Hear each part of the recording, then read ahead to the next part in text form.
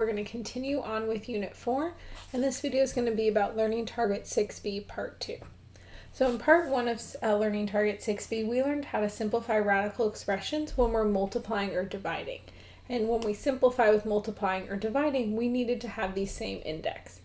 Now in this part of the video, we're going to focus on how to add and subtract radical expressions and simplify as much as possible, as well as multiply out some more complicated radical expressions that have multiple terms.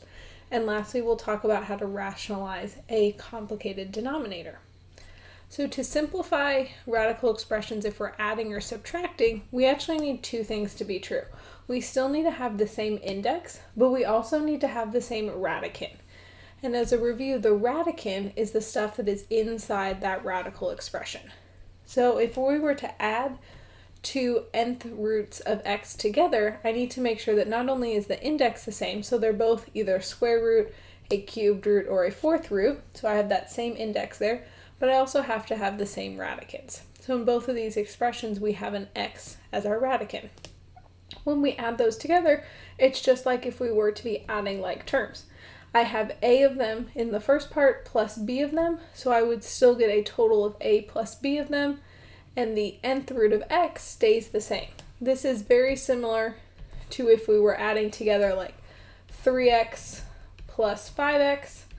I am totaling that amount together. Since I have 3 of them plus 5 of them, I end up with 8 of them. It's the same concept here, just instead of having an x, maybe we have a square root of x or a cubed root of x.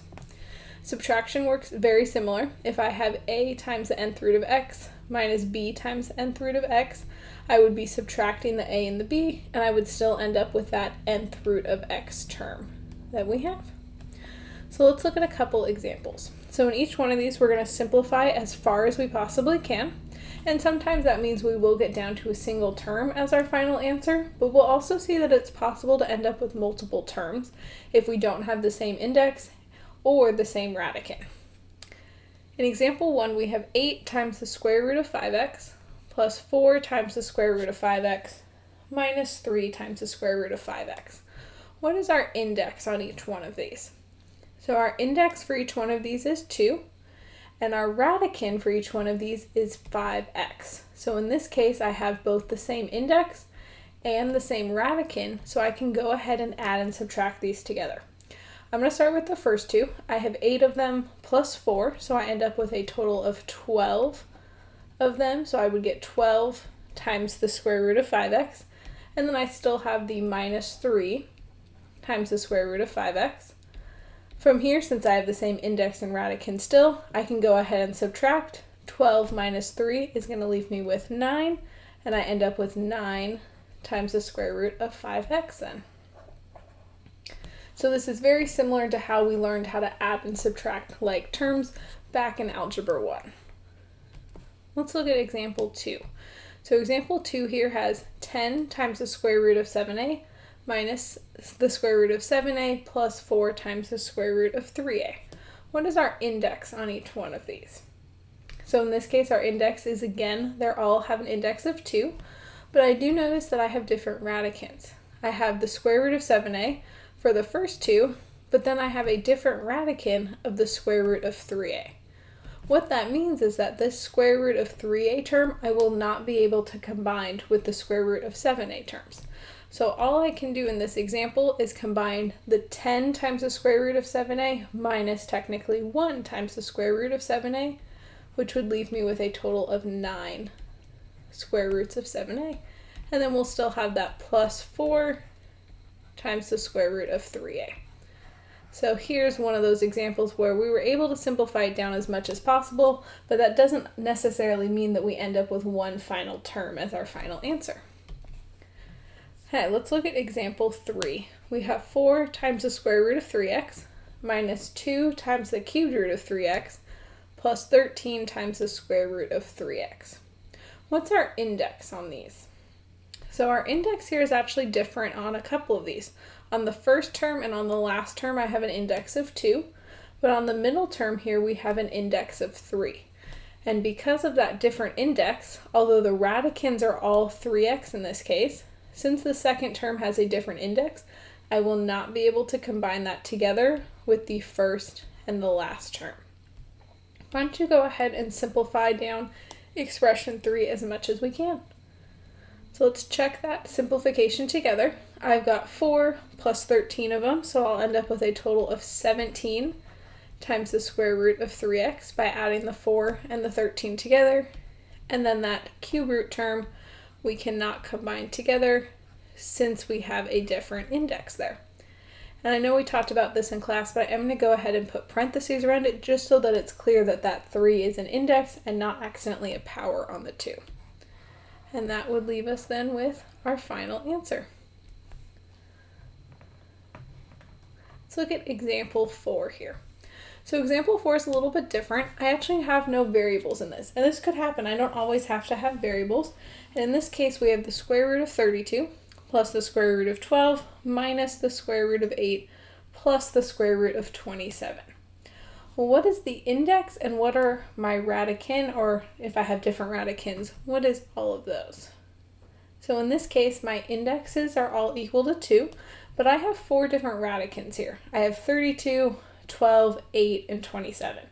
So right now, as it stands, I can't actually combine any of these together. But what I do notice is that some of these can be simplified further.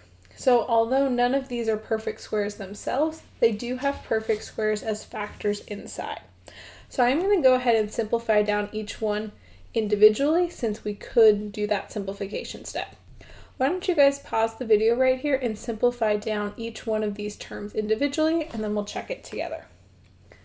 So to simplify the square root of 32, we want to think about how 32 factors. 32 can factor as 16 times 2, where 16 would be the largest perfect square inside. Since the square root of 16 is equal to 4, we end up with 4 times the square root of 2. Now the square root of 12 also has 4 as a perfect square, so that would factor as 4 times 3. Square root of 4 is equal to 2, so we end up with 2 times the square root of 3. 8 is very similar. 8 has 4 as a factor as well. It factors as 4 times 2. Since 4 is a perfect square, we end up with then 2 times the square root of 2. And then for 27, 27 actually has 9 as its largest perfect square factor, and it would be 9 times 3. Since the square root of 9 is equal to 3, we would end up with 3 times that square root of 3 that would be left over. Now by simplifying down each one of these terms, are we able to now combine any of these together? So we actually can start combining some of these together. I can combine the first and the third term together since they have both the same index and the same radican. And I can also combine the second and the fourth term together because they also have the same index and the same radican.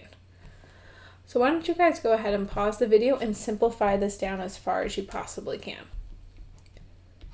So to add the first and the third term together, we have 4 root 2 minus 2 root 2. So I would just end up with 2 root 2 then, since I have the 4 minus 2 of them.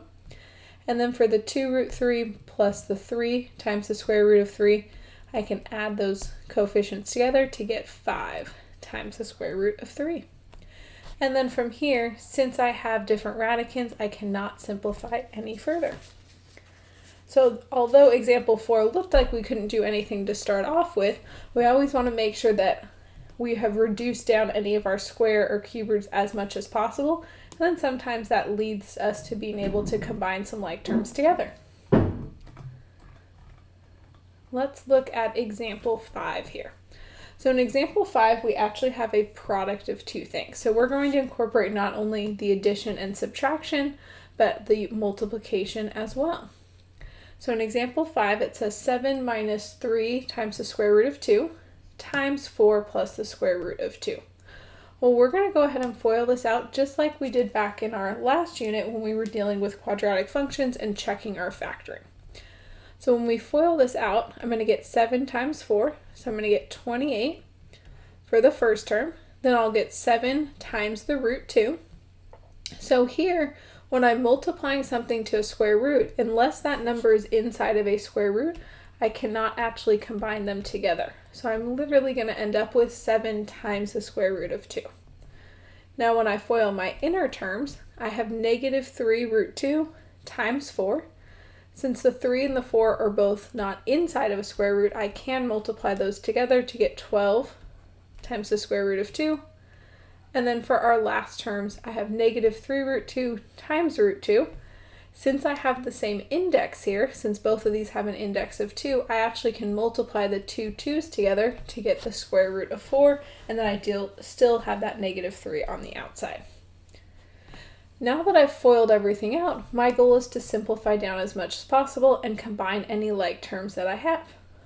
So from here I can see that the 7 root 2 minus the 12 root 2, I can combine these guys together because I have the same index and the same radicand. So I'll still have the 28, and then for the 7 root 2 minus the 12 root 2, I'll end up with negative 5 root 2. Then for our last term, the square root of 4 would actually be a perfect square, so that would simplify down to be 2, which now would allow us to combine the 28 and then that negative 6 that we have. So we do end up with that 28 minus 5 root 2 minus 6, and then finishing combining like terms, we get now our 22 minus 5 times the square root of 2 as our final answer. And now I do want to talk about why we can't actually subtract the 22 minus the 5. Because it looks very tempting here. It looks like, well, why can't I just reduce that down? And the reason being is that the 5 here is connected because it is being multiplied to the root 2. And since the 22 does not have a square root of 2 that it's being multiplied to, there's no way to combine those because they are not like terms.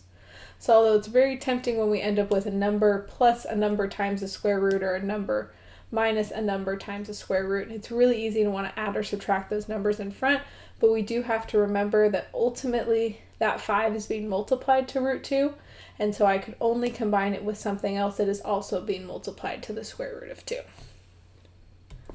Okay, let's look at example 6. We have 2 plus the square root of 5 times 9 minus 2 times the square root of 3.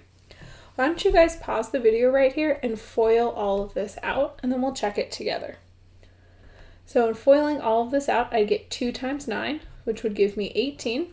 I'd get 2 times negative 2 root 3, so I'd get negative 4 times the square root of 3 then. For my inner terms, the square root of 5 times 9 is going to just give me a positive 9 times the square root of 5. And for my last terms, we're going to end up with a negative 2 times the square root of 15. And that happens because the square root of 5 and the square root of 3 have the same index, so I can multiply the 5 and the 3 together. Now from here, we would want to simplify down as much as we can. Now, unfortunately, the root 3, the root 5, and the root 15 can't be simplified any further, since none of them have perfect squares as factors, and since none of them have the same radicand, I can't actually add or subtract any of those together. And since 18 doesn't have any isn't multiplied to any radicals at all, then I'm actually done simplifying.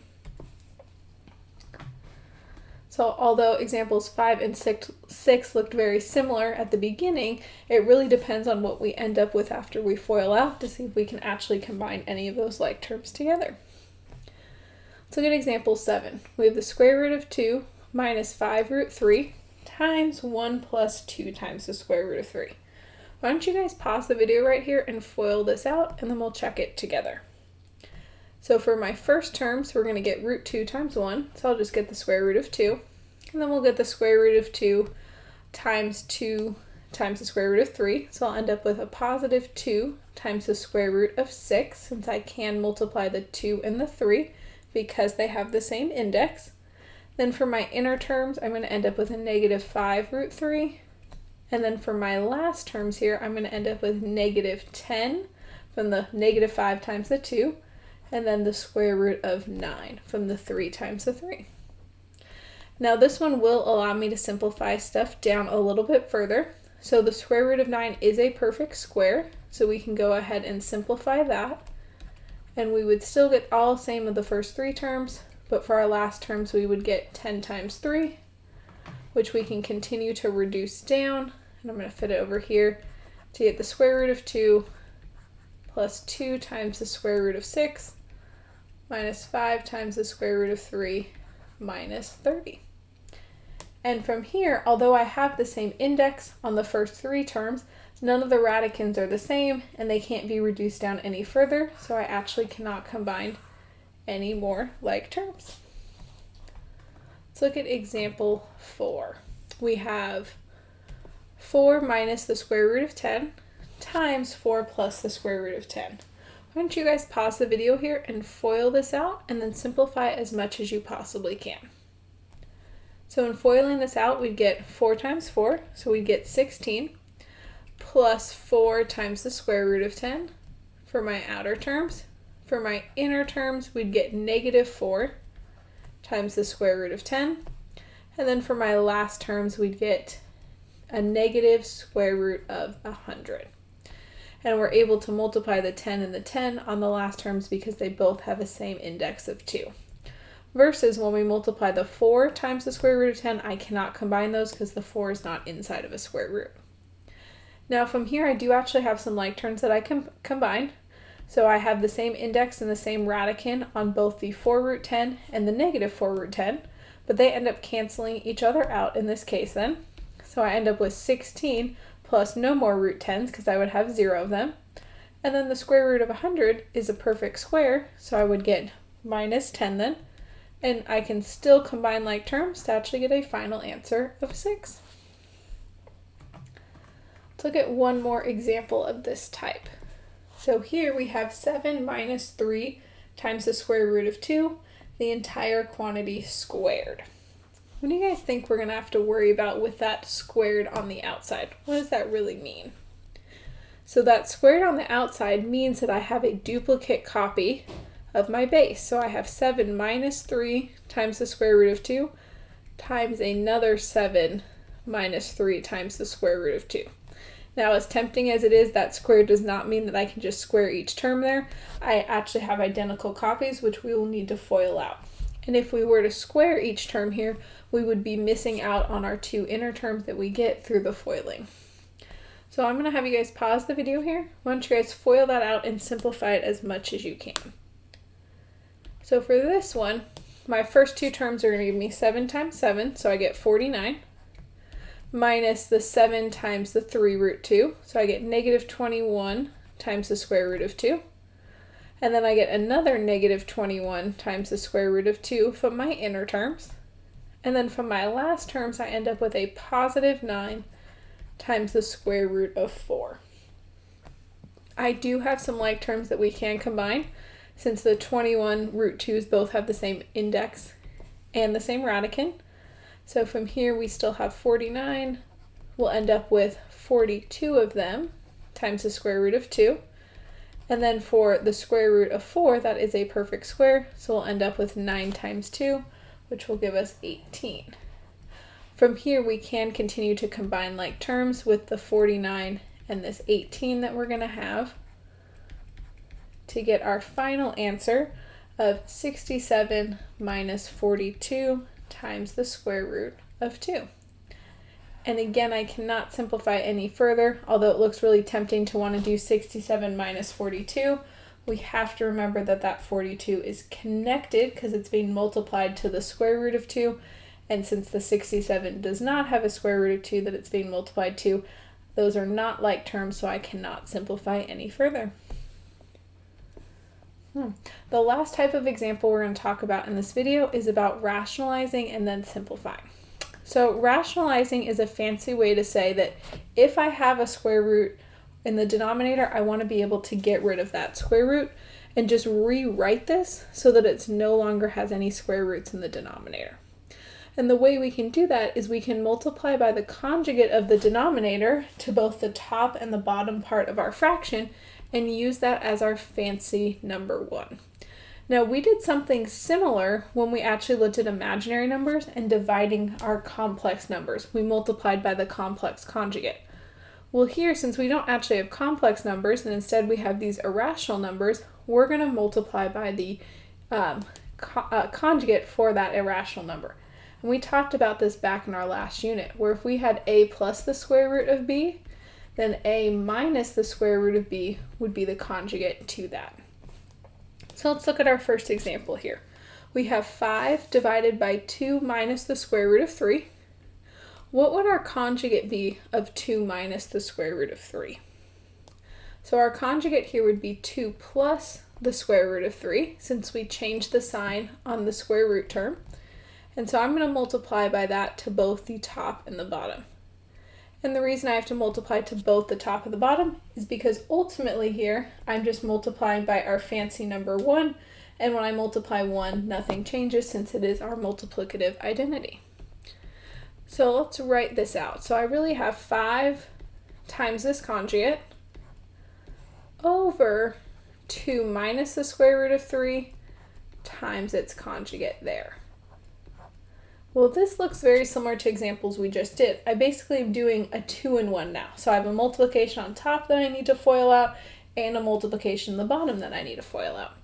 Why don't you guys pause the video right now and multiply out the numerator and simplify if possible, and do the same thing with the denominator, multiply that out and simplify if possible. So let's check this multiplication. So if I distribute the 5, I'm going to end up with 10 plus 5 times the square root of 3.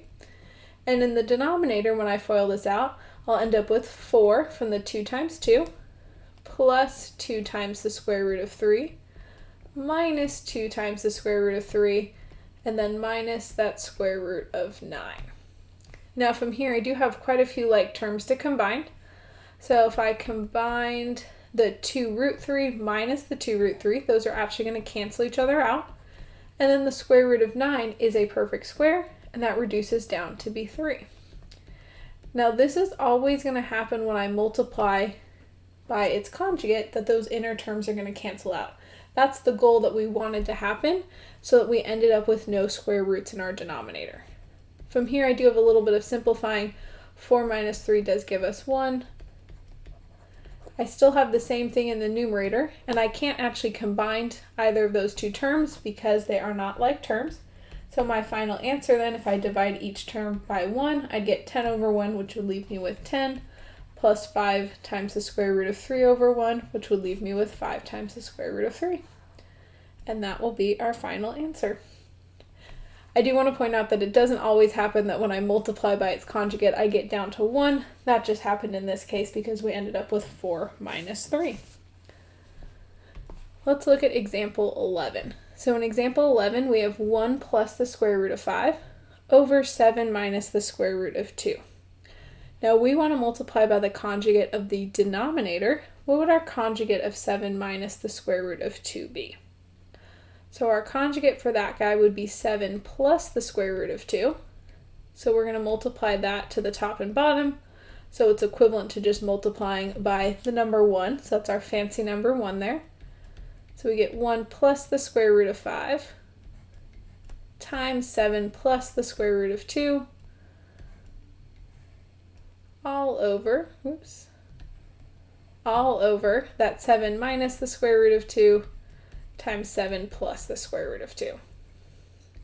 I want you guys to pause the video right here, multiply everything out, and simplify both the top and the bottom down as far as you can. So let's check that multiplication. So in the numerator, we'd end up with 1 times 7, so we'd get 7.